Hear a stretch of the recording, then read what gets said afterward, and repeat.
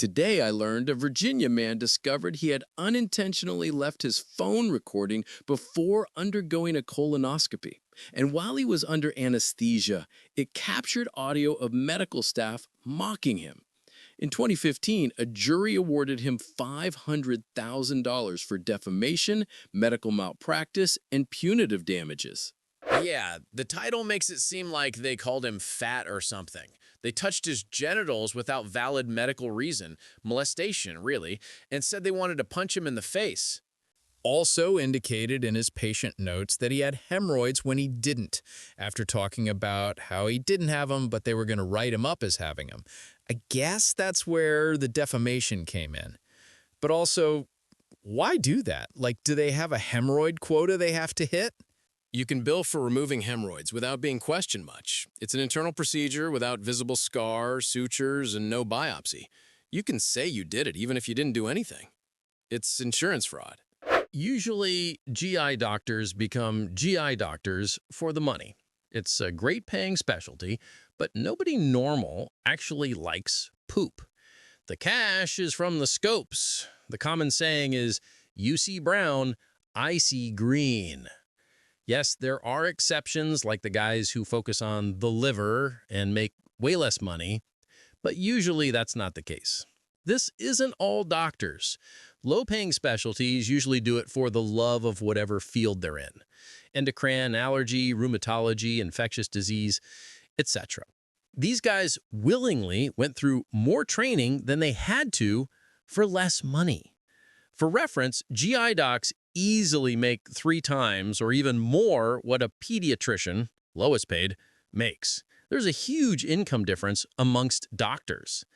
This also isn't just a money thing, though. Neurosurgeons, for example, make even more money than GI docs on average.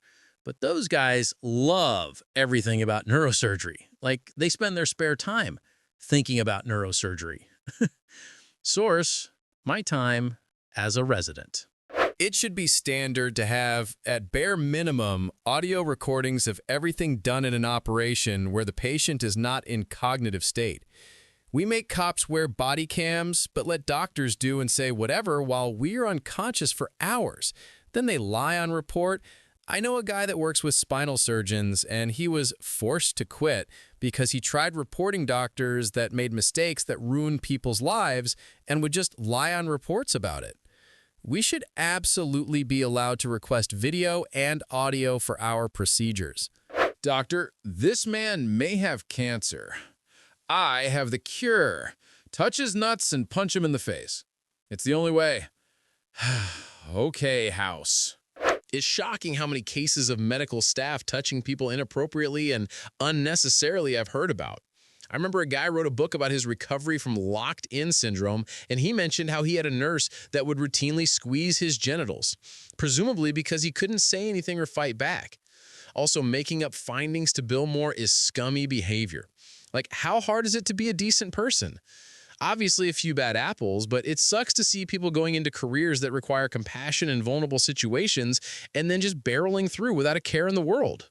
Yeah, it's not a few bad apples. The system is designed and implemented by people who do not have compassion for the vulnerable. A study done in 2003 found that 90% of Pennsylvania medical students had done pelvic exams on anesthetized patients during their gynecology rotation. One medical student described performing them, quote, "For 3 weeks, 4 to 5 times a day, I was asked to and did perform pelvic examinations on anesthetized women without specific consent solely for the purpose of my education." I believe the law was changed in 2024 that you have to get consent to do a pelvic exam on an anesthetized patient. Keep in mind, these women were often not getting any related procedure. The pelvic exams were just done for the student's benefit, but without the women's knowledge or consent. What awful timing to read this as I sit in the waiting room for my own colonoscopy. Update, just woke up and fully coherent. Y'all were correct about it being the best sleep I've ever had in a long time. Just really farty RN and eating food for the first time in almost 2 days. Bring your phone. Good luck. The procedure isn't so bad. You're already through the worst part.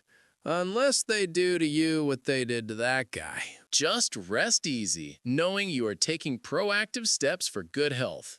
As someone who survived colorectal cancer, I can guarantee you having a colonoscopy is far better than the alternative. Also, enjoy the best 20-minute nap you'll ever have. Thanks for watching. Share your unexpected medical stories in the comments.